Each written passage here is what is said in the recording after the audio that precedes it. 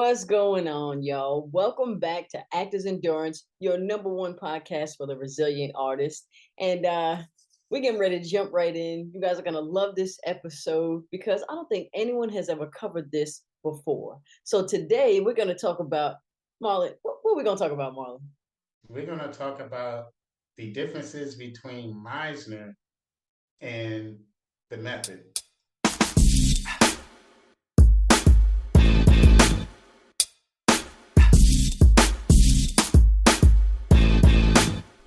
You're listening to Actors Endurance, a podcast that inspires actors to never give up on their passion and find ways to continue to grow within the entertainment industry. My name is Shanette Wilson, and I'm an actress, and my co-host is Marlon Hargrave, and he is a teaching artist. And together, we are Actors Endurance.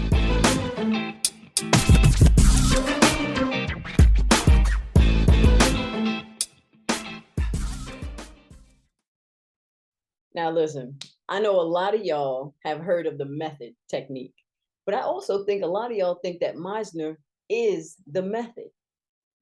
Wrong, wrong, wrong. So you see this guy right here on our screen? That's Lee Strasberg. Now, he is the one who started, well, he didn't start the method technique. He basically like remixed it and made it great, I'll say.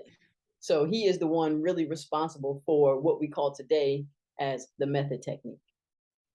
Yes, and the Godfather, who's known as the Godfather of the method technique, is Konstantin Stanislavski.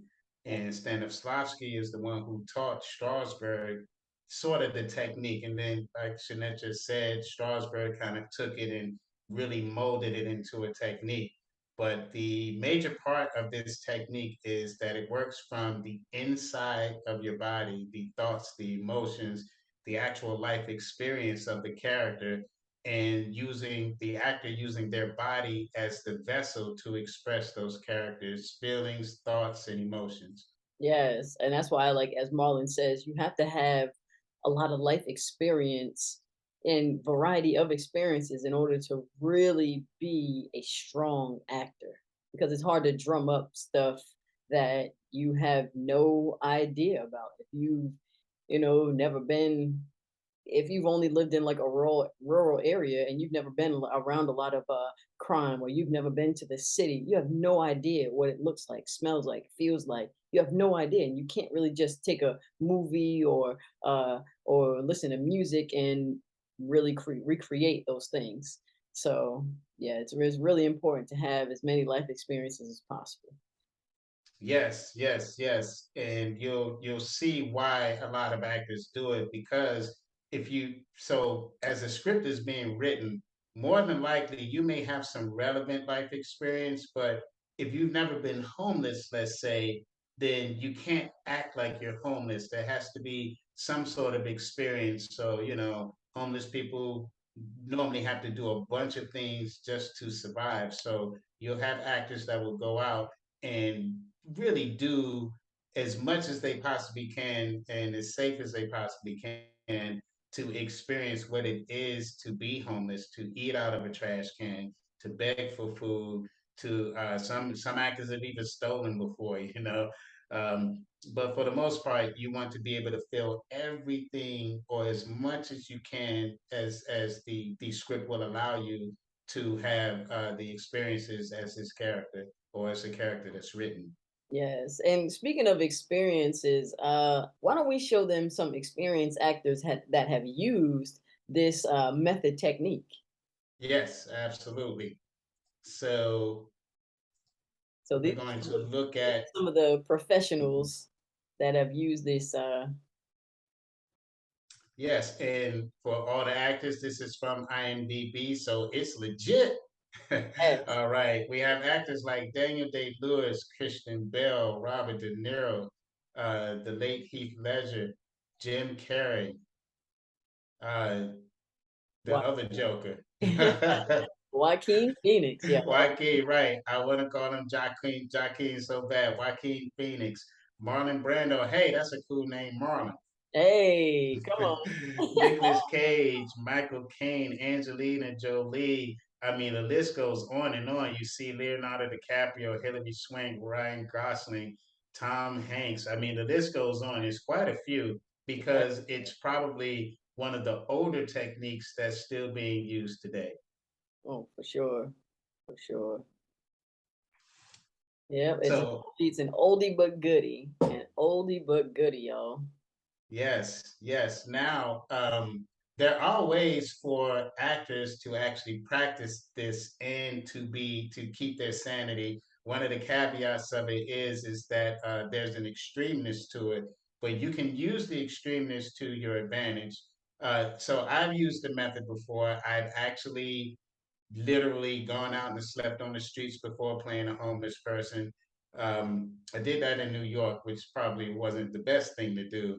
But I will have what's called an artist date. I will go out as the artist and I'll go shopping. I won't really deal with people that I know. I'll deal with people that I don't know. And then try to gauge like was I realistic enough to kind of fool people into believing that I was that character. Hmm.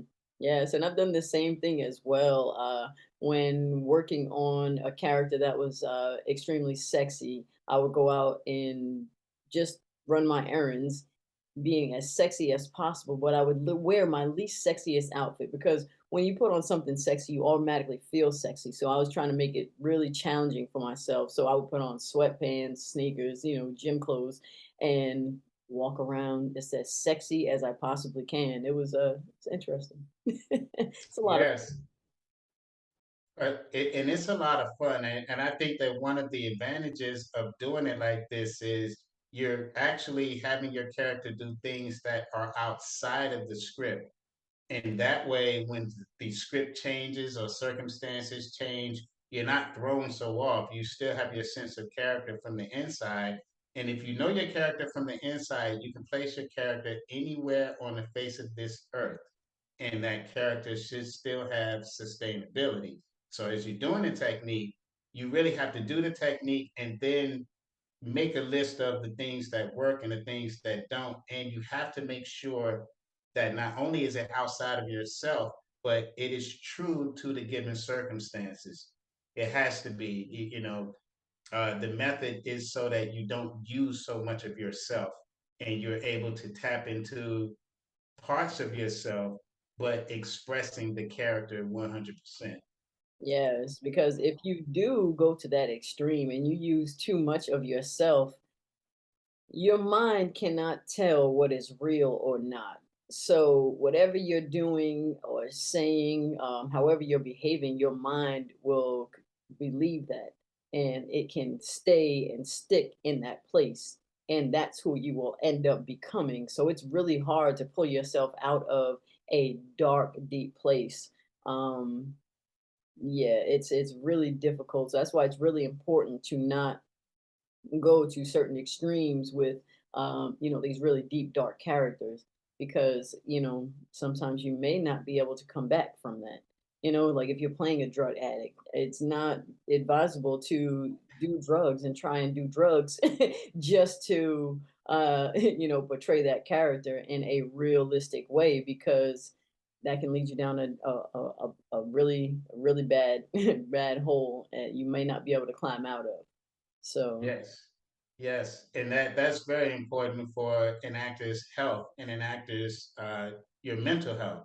We've seen stories of actors who kind of got so involved in that character that they lost a sense of their real reality of the reality that they're living in.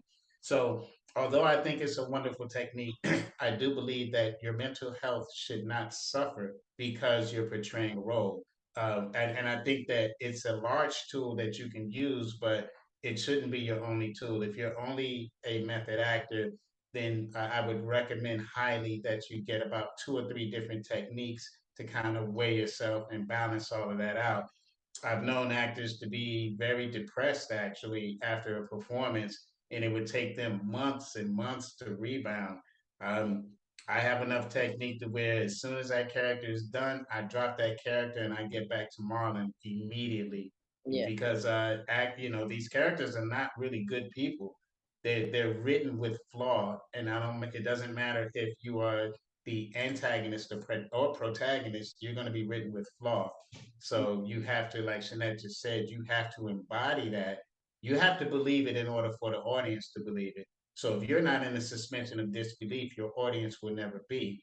But you do have to be careful of your own suspension of disbelief and know how to get out of it. Yes, yes. That's why we always want to approach this in a safe and sustainable way, healthy, safe, and sustainable.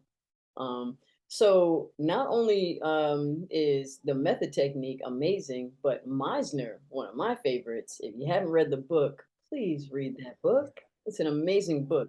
So we have Sanford Meisner. Now, the Meisner and the method technique are different. They are very different. Um, yeah, but I don't know why people always confuse them. I mean, they don't even look alike, y'all. Look, both wore Well, glasses, but I think I know. Well, there may be some confusion because so Meisner studied under Strasberg, and Meisner was part of the whole thing. And eventually, what happened was film was introduced, film and TV. So a lot of the method technique was, and because it was built for stage, was too big and began to be really really big. So Meisner said, "Well, that doesn't look good on film." Doesn't look good at all on film. So when it started to transfer over, Meisner was like, well, just listen to the actor in the scene.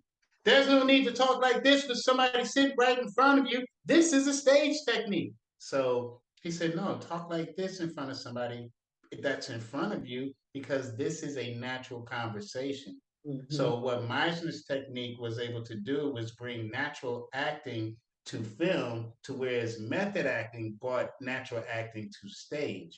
mm, So they're different. They did all kind of study together. Adler was in that camp, Meisner, Strasberg, and they had a whole list of actors that I'm about to show you now yeah, that actually did use the technique. And we're going to go with actors who studied with Meisner. Sorry, there we go. All right. So we have now it's sort of more of a film technique, but you do see James Guadagni, rest in peace. We have the great yeah, Jack Nicholson, Anthony Hopkins, Kim Basinger, Jeff Bridges, Jeff Goldblum, and David Mamet, who's a great, great, great playwright, also used it. Steve McQueen, Robert Duvall, just to name a few. So you do have A-list actors on both sides who will only specifically study one technique or another. mhm. Yeah, one thing I love about Meisner is when I first started doing it, it's really about listening and reacting, which makes, your performance a lot more natural, so you really have to it forces you to be in it. It forces you to be present and it forces you to listen. Because if you're not listening, then you're not going to react. All you're going to do is recite the words that you memorized. And nine times out of 10, you're going to do it in the wrong way. You're going to give them the wrong response or be in the wrong tone, things like that. So I love Sanford Meisner. I've read his book a couple of times. I'm probably going to reread it again. But yeah, I love his technique because it just forces you to be present. And also, the major thing to remember about Meisner's technique, that technique comes from the outside in. It deals with your environment. Most people will say, well, it's about the other actor. Yeah, the other actor is part of the environment. The weather, the condition of the environment that you're in, everything changes you. So Meisner's philosophy was that the outside dictates what the inside does. And that has a lot of truth to it. I mean, let's say that you go into a friend's house and it's nice and junky. You may take something and kind of, eat it and then throw the wrapper on the floor because they don't care. But if you go into a house that is pristine and it's white and it's clean, and you may not want to sit on the furniture. Mm, So again, you're the same character, just your environment changes. And when the environment changes, human beings change, so the characters definitely change. Oh yeah. Please be aware of that. One technique goes from the inside, which is the method, and Meisner's technique draws emotions from the outside or things that are outside of the character. Yes, that is absolutely correct. So I'm glad that we made those distinctions. So now you guys, when you're studying these two techniques, or even if you're having a conversation now, you have the knowledge and the tools to correct somebody when they're talking about the method technique. Because 9 times out of 10, they probably have no idea what it really is. No idea. Yeah. Uh, now, there is a bit of a caveat with the Meisner technique. And so if you only have Meisner, then you're only going to listen to the actor in the moment. But what if the actor's dull and boring and doesn't really know how to act? I mean, we have a whole bunch of people who are not trained actors who get acting opportunities, and they may not know the techniques, they may not know how to be dynamic. So Meisner actors have suffered because of the lack of dynamic acting from their counterpart. And this would happen in auditions a lot. A lot of the actors that I would train would say, "Well, the reader didn't give me anything. The reader's not supposed to give you anything anyway. You know, that's not the reader's job. So you have to know how to emote, regardless of what that other actor is giving to you, but still use the method to have the environment dictate how you're going to portray your character in the scene." Yeah. So Mm, you can end up being a boring actor just using Meisner alone. mm. So definitely beware. Yeah, that's why it's important to be well versed in, multiple techniques. Therefore, you can pull whatever out whenever you need it. Um, and then, it's really important too to not only know your role, but also, know a little bit about the roles that are the people that you're interacting with in the scene as well. Because a lot of times, if they're not giving you anything, then sometimes you can do something. It could be your actions that could you know uh, uh, give the so that they give you something back. So they give you some type of response back. So, it's all about playing, because you don't want to you can't tell anybody what to do. However, depending on, your knowledge and your techniques, you can force some type of emotion or, something out of that person if they're not giving you anything, you know? Yes, and you can balance yourself out as a performer.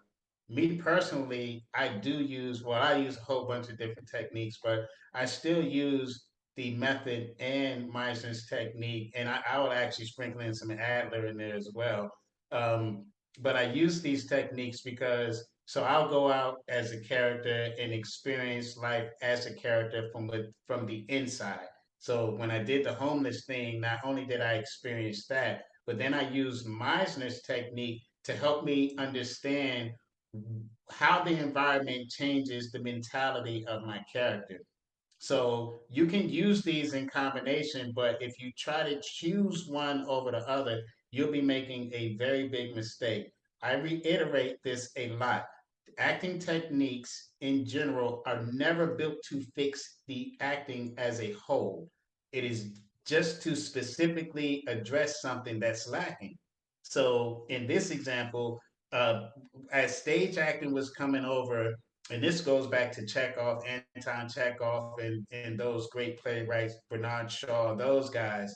The acting just looked fake, and it's probably coming off of more the Greek theater of God and the melancholy, or the not melancholy, but the over dramaticness. And he said, "Well, that doesn't look good. We need for somebody to be dramatic but look regular." Yeah. So you have that technique. And then Meisner, of course, said, no, that's too big. So again, you want to be able to just understand that Meisner's technique fixed natural acting for film and TV. Hmm.